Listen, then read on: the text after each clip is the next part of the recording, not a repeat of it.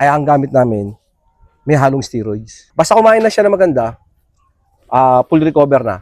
Tuturo ka na yan. Kahit anong araw mapatapat yun.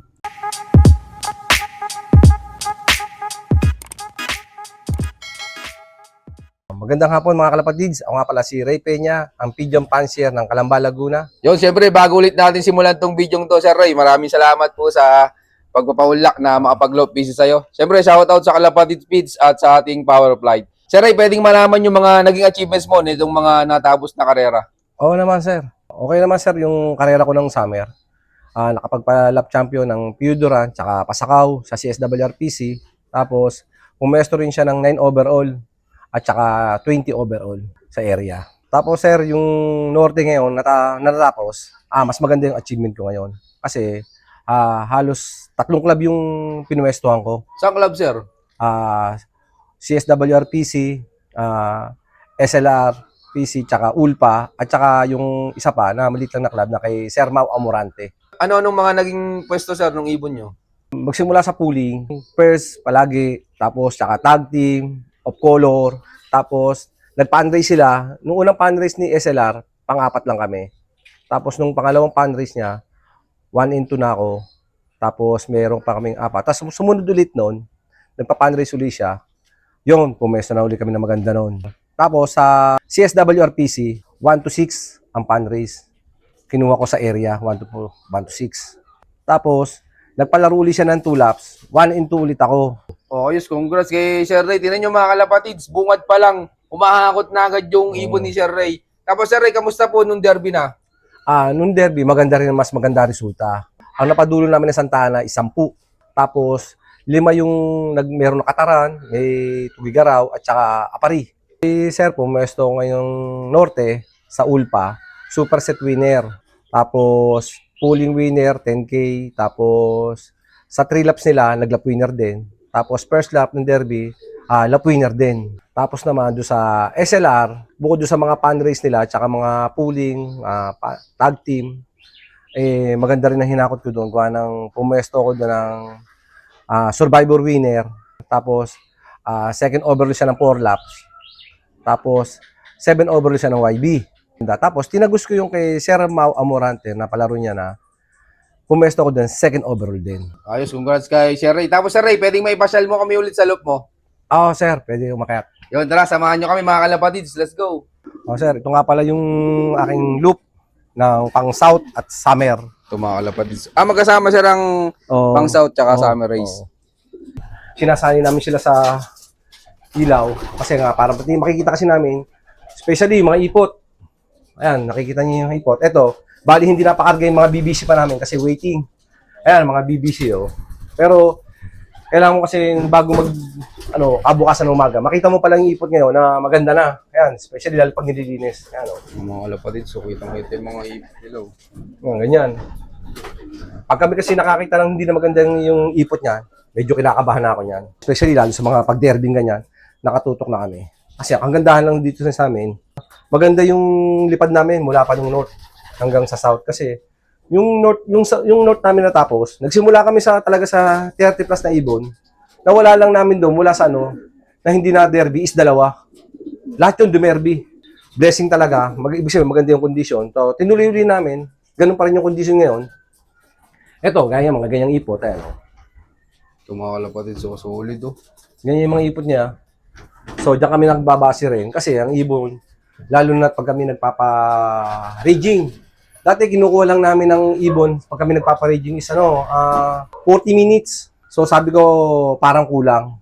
Kasi minsan nakikita namin ibon, hindi pa siya pagod Hanggang nga siya nare-range namin ngayon yung 1 oras at kalahati. Paano nyo na, sir, naturuan yung mga ibon nyo na lumipad ng 1 oras at kalahati? Step by step. Unang-una, kinukuha namin yan ng unang, jam shop ng puwersa. Hanggang 40, pag maganda na, maganda kumain, lahat, tapos maganda yung ipot, maganda yung kondisyon, nakuha namin 1 oras. Hanggang sa na-average ko na yung 70 minutes, hanggang sa na-range ko na yung 90 minutes.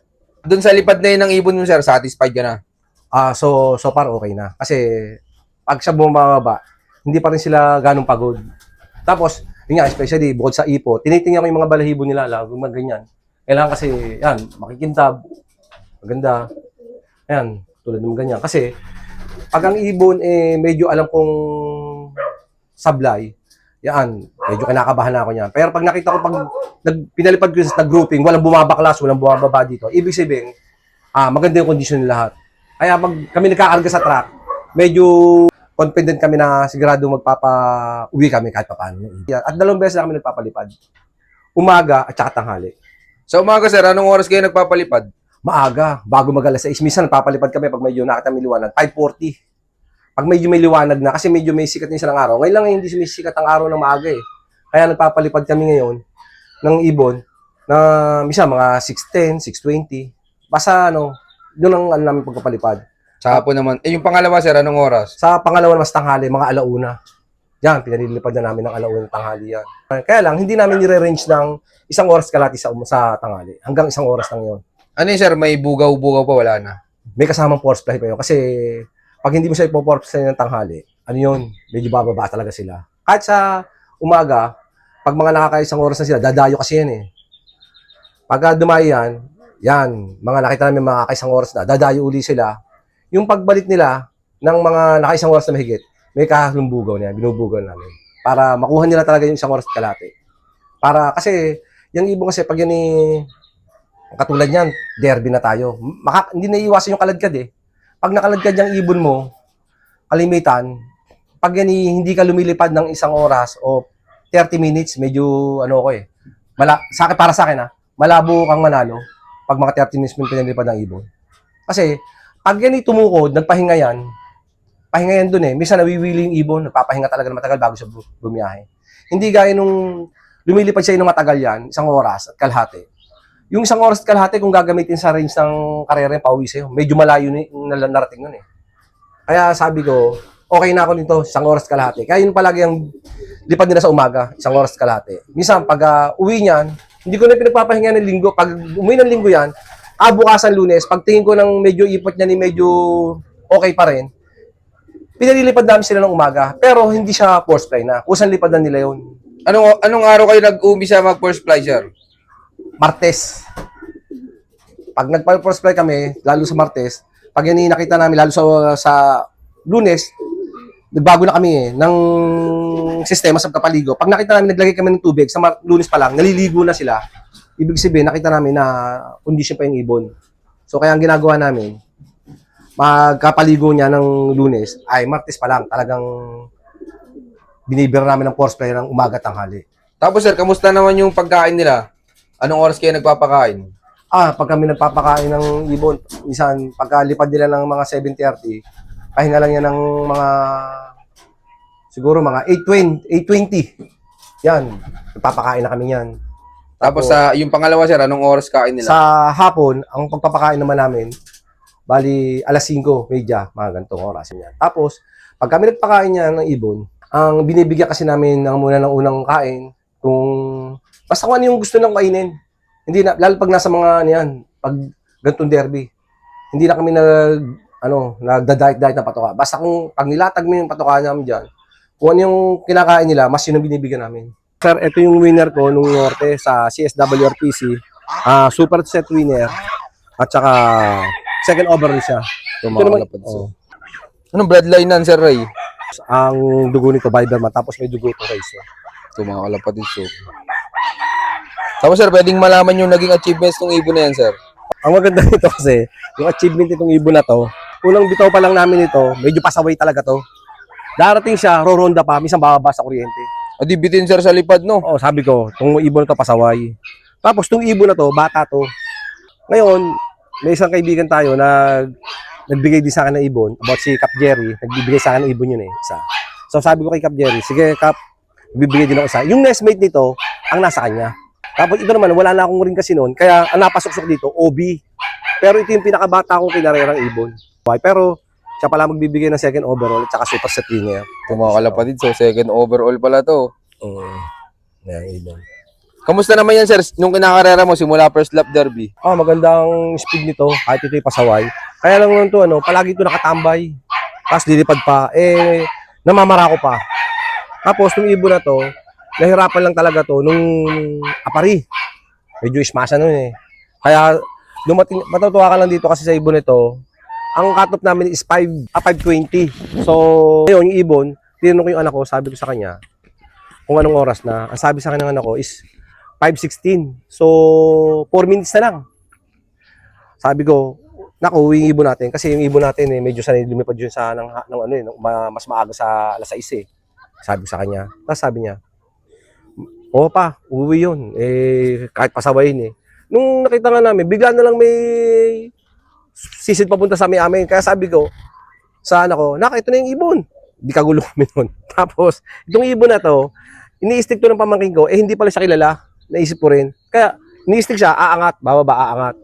So sabi nung anak ko, siya na rin mag-stick. Nung siya nag-stick, ayun, sa madaling sabi, na-clock namin to, 701. Oh, malapit na sir, no? Makato. So, mga kalapatid, so, muntik pa makatop ng apari. Pinakabo pala kayo ng ibon na yan, sir, no? Oo, sir. Kamusta naman, sir, nung last lap, nung Santa Ana po? Nung Santa Ana, medyo maganda na ang speed. At saka nasa 1 na. Kaya itong ibon, dali-dali ko binabidyo agad yung ibon. Kasi nga, akala ko, siya yung maglalapoy niya eh. Pero may mas matuloy pa pala sa kanya. Tignan nyo mga kalapatid, so binasic lang yung Santa Ana. Anong speed, sir? Nasa 11 plus. Grabe, oh. Ilang kilometer pala dito, sir, yung Santa Ana, Cagayan? Kulang 500 plus o 500 plus. Ganun. Tapos binasic lang, sir, nung ibon mo, no? Adi, nagulat ka nung abangan, sir, na maaga dumating. Yung dumating tong ibon namin to, kumpiyansa kami uuwi talaga to. Kasi kita namin sa ibon na to na talagang makukunat. Tsaka makukunat yung lahi nito ng mga ibon namin to. Anong oras kayo nag-abang nun? O talagang mag-aabang na kayo pag 1-2 pababa na yung speed? 1-2 pababa, nag-aabang na talaga kami yan. Kasi nangyari na nga sa amin yan nung dati. Nung sa Ulpa nga, nung Norte. Nung Norte kasi namin nung Ulpa, nung first lap namin, nung nag-lap winner ako sa Ulpa, hindi namin nakalain, ganun kaaga yun. Kaya, kasi nung kami, sabi ko, mag-aabang na tayo, mag-1-2 na speed. Aba, pagkita agad namin narito agad yung isang ibon namin sa Ulpa Buti na ikakagad namin. Kasi nga, kung kami hindi agad naglabasan nun, hindi kami makakapagpaklak ng ganung kabilis na ibon. Nagulat nga kami ang aga. Kaya pala simula nun, sir, maaga na kayo nag-aabang. Oo, maaga na. Basta kalimitan, bago mag-1-2, nag-aabang na kami yan. Baka baka sir. Ayun nga, nangyayari nga. Gaya nung ito sa BBC nga, nag-1-2 plus ang speed. Kaya sabi ko, kailangan maaga na tayo mga mag-abang ngayon. Kasi lalo pag tailwind. Tapos sir, anong balak mo na dyan sa ibon na yan, sir? I-breed mo na ba o ililipad mo pa? So far, naka-breed siya ngayon. Kasi aksidente naka-breed siya kasi ang nakapares niya, yung second overall naman namin sa SLRTC. Ayos din yung mga kalapatid. So, winner din yung nakapares sa loob. Ano yan, sir?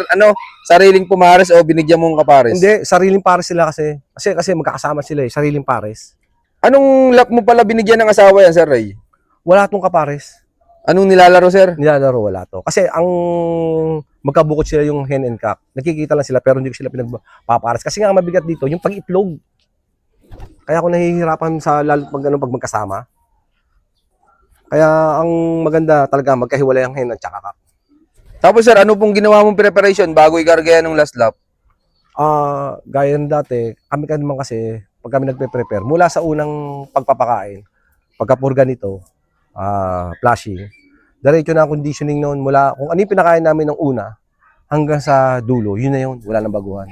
Tsaka yun nga, especially nagkakarga kami ng gamot, natuturo. Nagtuturo ka dito, sir Ray? Oo, natuturo talaga. Alin yung Belamil? Usually, hindi Benamil ang gamit ko kasi napakababang Kaya ang gamit namin, may halong steroids. Talaga, sa totoo lang. Tapos, ngayon nga lang, yung iba kasi sabi nila na, na susunog ang ibon. Pero sa akin, hindi naman. Kahit yung mga ibon ko, pag kumuha tayo ng pang-norte, makikita mo yun. Hindi. Basta nasa tamang sistema. Tsaka ang ibon, iba. Pag lumipad talaga. Tapos sir Ray, ilang beses ka para magturok? Isang linggo? Bali, pag unang, namin, mga bago mga 4 na training, nagkakarga na ako niyan. Basta ang ibon ko lumipad ng may 1 oras, ay kargahan na kami yan. Nagtuturok na talaga kami. Yun ang totoo niyan. Hindi kasi ako nagkakarga ng gamot na, sabi nila, di ba iba kasi pag nagkakarga sila, na pag bago sila magkarga ng gamot, pag malapit na yung usually mga 2 weeks, 1 week, tsaka sila gano'n. Ako hindi. Pag kailangan bibigyan ko na. Pagka nakita kong ibon ko na medyo sumama yung pakiramdam, so wala namang, maganda naman na ipot, ay kinakargahan na namin yan, tinuturokan namin yan para mabilis lang i-recover ang ibon. Di kahit pala hindi last 2 laps training, nagtuturok na kayo, sir Ray? Hindi, oo. basta kailangan agad ng ibon, binibigyan namin. Tapos sir, kapag derby na, ilang turok na yun sir? Tuloy-tuloy na yun. Ilang beses sa isang linggo? Once a week lang. Basta kumain na siya na maganda, full recover na, tuturo ka na yan. Kahit anong araw mapatapat yun. Ilang taon mo nagamit sir yung pagtuturok sa kalapati? Mulat sa pool, sa pag-iibon pa lang. Kasi nga galing ako sa pagmamanok eh. So nakita ko naman, ang advantage lang talaga ng nagkakalapate na yung sa pagmamanok, yun nga, medyo malapit kang sa sistema kasi nga nagmamanok ka eh. Yun lang kagandahan. Talaga nagtuturo kami ng ibon. So parang hindi naman na hindi naman siya na nasusunog. Wala eh. Magbababa ako mamaya nung pang norte, yung sa BBC. Eh di ano yun sir, binabawasan nyo na lang ng dami nung itinuturok. Yun, ang totoo. Tama yun. Yung yun ang magandang point 1 ba? tanong mo. Point 1 sir? Oo. Magbibigay ka muna mas mababa. Kasi, yung ibon kasi, athlete to eh. Ang katumbas nito parang nagigino na tao. Kasi ang ibon, kailangan mo, yung parang sa tao, gusto mo lumaiba ng katawan, kailangan mo talagang magpahirap sa katawan mo. Ang kalapate, ganun din. Bago mo siya turuan, kailangan pahihirapan mo muna siya. Hindi mo siya pwedeng turukan ng walang lumilipad na walang isang oras. Hindi mo siya pwedeng turukan. Kasi nga, hindi niya magagamit yung itinurok mo eh. Pag yun nagamit na niya, yung nahinog na siya, yun na. Ganun, yung ginagawa ko palagi. Kaya minsan nag-share ako konti sa GC, ito, tuturok na ako. Pinakikita ko naman sa kanila. Anong pinakang dosage sir na tama sa turok sa ibon? Dosage talaga hanggang 3. Pero, yung 3 na yon, talagang ang ibon mo baga sa full conditioning na. Yung maganda na yung katawan. Kasi hindi ka pwede magturok sa ibon ng payat. Kasi kailangan niyang kumain muna siya ng marami. Yo, maraming salamat Sir Ray. Ito mga kalapatid, may papakita pang ibon si Sir Ray.